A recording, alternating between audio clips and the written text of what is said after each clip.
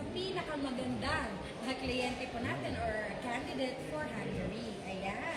So, si Sir Damaso. So, kamusta naman po? Paano niyo nakilala si Elite Falcon? Si Edith Falcon is nakilala mo siya sa Okay. PDM po yung host namin nila. Uh-huh. Then nag-replace nila sa amin sa fans. Tapos nag-report ako doon. 1 week lang, in-interview nila ako.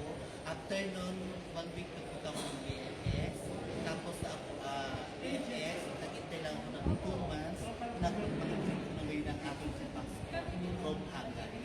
Yes. So guys, grabe. Napakabilis ng process ng pag-apply niya po sa Hungary. And bakit naman napili mo na pumunta ng Hungary?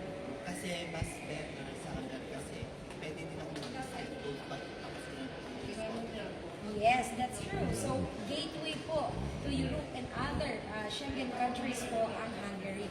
Kaya, mga kabayan, ano pang hinihintay nyo? Mag-message na sa aming WhatsApp number o di kaya mag-visit sa aming mga opisina. Okay? So, ano pang ginagawa nyo? Apply na! Bye! Yeah.